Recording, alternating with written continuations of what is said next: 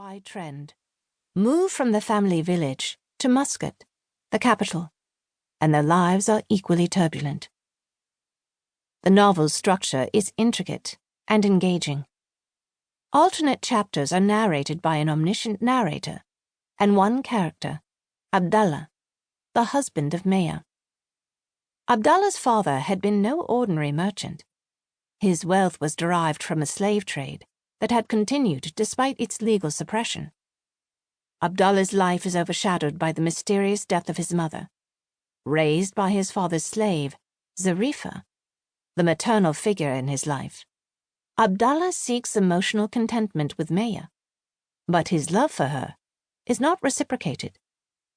Through this tracing of intimate family relationships, Alharthi tells a gripping story while offering an allegory of Oman's coming of age, and indeed, of the difficult transitions of societies faced with new opportunities and pressures. The novel has been praised by critics across the Arab world for its fineness of portraiture, its historical depth and subtlety, and its innovative literary structure. Marilyn Booth, Oriental Institute and Magdalen College, University of Oxford. Mayya.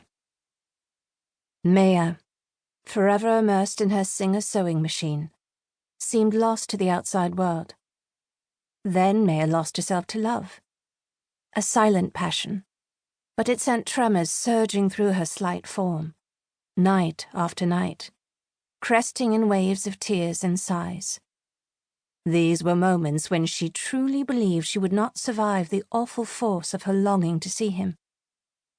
Her body prostrate, ready for the dawn prayers, she made a whispered oath.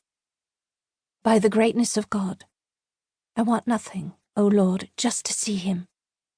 I solemnly promise you, Lord, I don't even want him to look my way.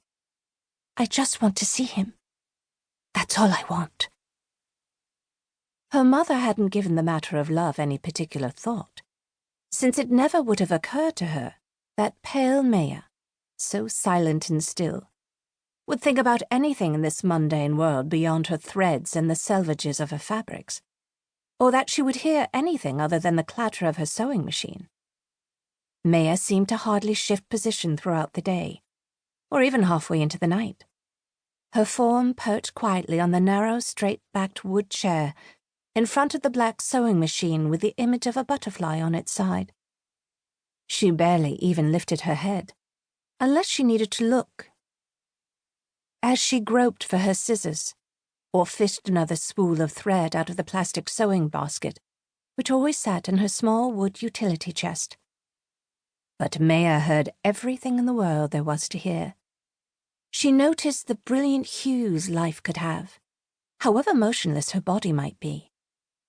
Her mother was grateful that Mayya's appetite was so meager, even if, now and then, she felt vestiges of guilt. She hoped fervently, though she would never have put her hope into words, that one of these days someone would come along who respected Mayya's talents as a seamstress as much as he might appreciate her abstemious ways.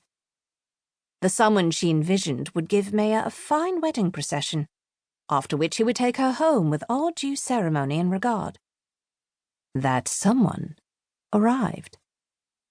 As usual, Mayya was seated on that narrow chair, bent over the sewing machine at the far end of the long sitting room that opened onto the compound's private courtyard. Her mother walked over to her, beaming.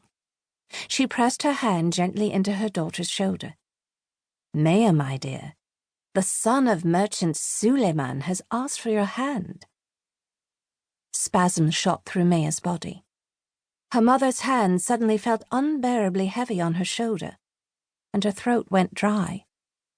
She couldn't stop imagining her sewing thread winding itself around her neck, like a hangman's noose.